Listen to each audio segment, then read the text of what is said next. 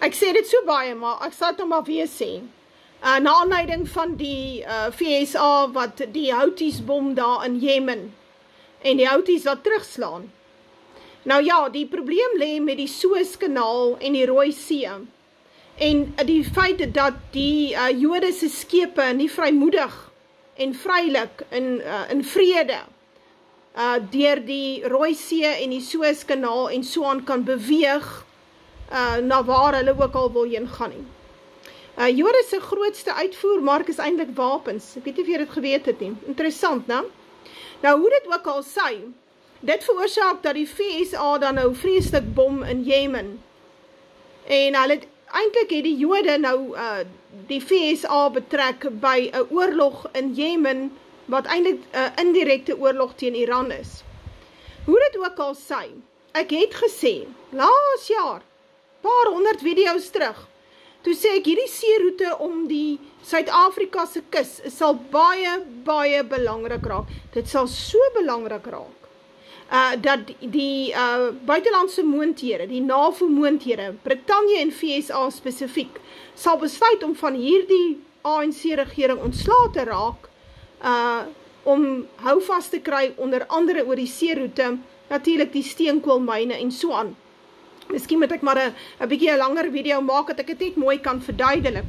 Kom ek verduidelik vir julle hoe belangrik is hierdie seeroute om Suid-Afrika. Baie jare terug, hier om en by in die 15de eeu, toe vat die moslems Konstantinopel, vandag se Istanbul, en hulle maak hom Turkye. En die Grieke en die ouens wat nog daar is, die hardloop toe nou na Europa toe. En so gebeur het dan nou dat daardie areas beset word deur die Arabiere.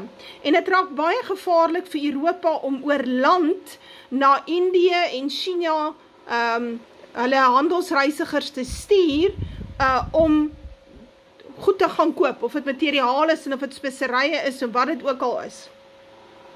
En dit het daartoe gelei dat hulle in 1652 besluit het om 'n verversingspos in die Kaap op te rig, sodat hulle hierdie skepe wat hulle nou om die Suid-Afrikaanse kus moet stuur, dit kos hulle amper 'n jaar Indië toe en terug, om daardie skepe te voorsien van vars water en vars kos en 'n hospitaal op te rig en waarom die skepe reg te maak. En so het die blanke volksplanting in Suid-Afrika plaasgevind.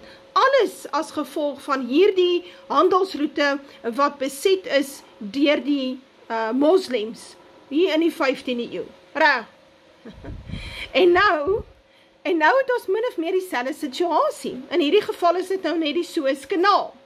So die Rooi See is onder belering van die Houthis en hulle is baie skerp met wat hulle doen tussen die missiele wat hulle het en die drones wat hulle het, gee hulle die Joodse skepe en nou die VSA skepe harde tyd in die Rooi See. En hulle doen dit as gevolg, as 'n soort van 'n protes teen die staat Israel se uitmoring van sy Gaza-populasie.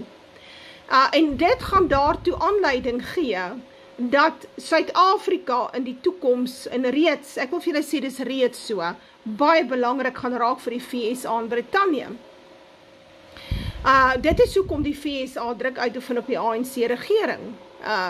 Onder andere sê die Jode natuurlik hulle eie agenda. Ons weet die Jode het 'n agenda om van die ANC-regering ontslae te raak. Weet jy of mense dit verstaan nie? Maar hoe dit ook al sy, die gebeure van 500 jaar terug speel hom min of meer nou self weer af. Dit is natuurlik ook so dat Duitsland oorlogsekonomie wil oprig en hy kan dit eintlik net doen as hy hierdie toegang het, die vrye toegang het tot Suid-Afrika se steenkool. En ek vermoed dis iets wat ons sal sien baie binnekort onder die Doornbos regering. Hier kom 'n regime change in Suid-Afrika, baie hoek of baie kroek. Kom dit en ons het ons maar regmaak daarvoor. En die volgende regering wat hulle in plek sit, hierdie NAVO puppet government, sal die boerevolk baie slegter behandel as wat die ANC dit ooit gedoen het. So ja, dis nou maar net my stywer in die armbeers. Soos ek sê, ek het gesê, dit gaan 'n totale, hierdie seeroete gaan die rede wees hoekom ons hierdie buitelandse militêre betrokkenheid sal kry by Suid-Afrika in die baie nabye toekoms. Maar nou ja, moenie my glo nie. Kom ons kyk maar wat gebeur.